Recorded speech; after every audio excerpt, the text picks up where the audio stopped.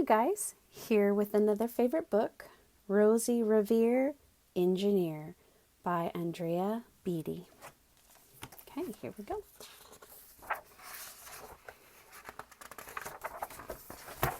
This is the story of Rosie Revere, who dreamed of becoming a great engineer.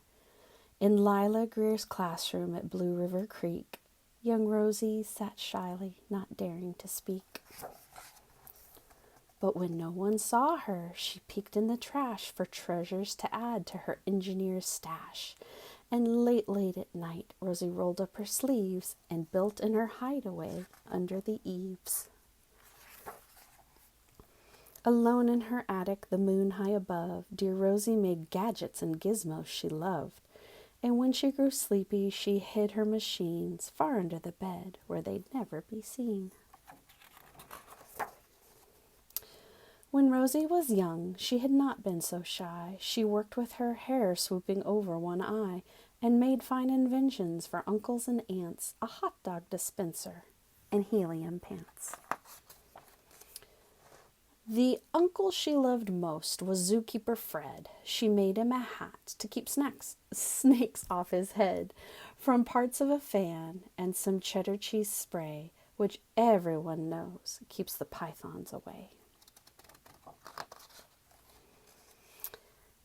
And when it was finished, young Rosie was proud, but Fred slapped his knee and he chuckled out loud. He laughed till he wheezed and his eyes filled with tears, all to the horror of Rosie Revere, who stood there embarrassed, perplexed, and dismayed. She looked at the cheese hat and then looked away. "I love it," Fred hooted. "Oh, truly I do." But Rosie Revere knew that couldn't be true. She stuck the cheese hat on the back of her shelf, and after that day, she kept her dreams to herself. And that's how it went until one autumn day, her oldest relation showed up for a stay. Her great-great-aunt Rose was a true dynamo who'd worked building airplanes a long time ago. She told Rosie tales of the things she had done, her goals she checked off her list one by one. She gave a sad smile as she looked at the sky. "The only thrill left on my list is to fly. But time never lingers as long as it seems. I'll chalk that one up to an old lady's dreams." That night, as Rosie lay wide-eyed in bed, a daring idea crept into her head. Could she build a gizmo to help her aunt fly? She looked at the cheese hat and said, "No, not I." But questions are tricky, and some hold on tight. And this one kept Rosie awake through the night. So when dawn approached and red streaks lit the sky, young Rosie knew just how she was going to make her aunt fly. She worked and she worked until the day was half gone. Then she hauled her cheese copter out into the lawn to give her invention a test, just to see the ridiculous flop it might turn out to be. Strapped into the cockpit, she flipped on the switch. The Hello Cheese Copter sputtered and twitched.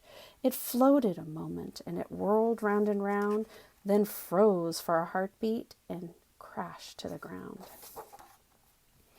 Then Rosie heard laughter and turned around to see the old woman laughing and slapping her knee. She laughed till she wheezed and her eyes filled with tears, all to the horror of Rosie Revere, who thought, "Oh no, never, not again will I try to build something to sputter or spin, or build with a lever, a switch, or a gear, and I will never be a great engineer."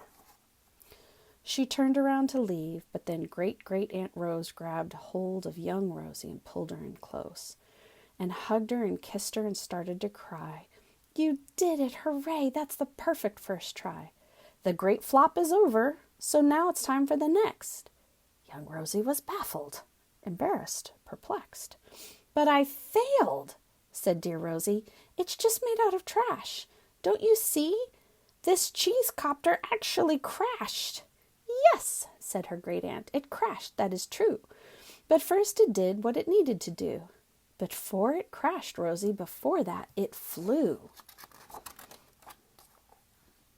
Your brilliant first flop was a raging success. Come on, let's get busy, and on to the next.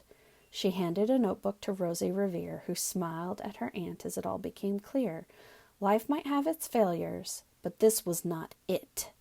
The only true failure can come if you quit. So we talk about that with growth mindset all the time. It's not that our cheese copter doesn't work. It just doesn't work yet. So you learn from what went wrong and you change it and you improve it and then you try it again. And every time that you don't get the results that you want, it's just giving you a clue about how you need to change it a little bit more before it finally works.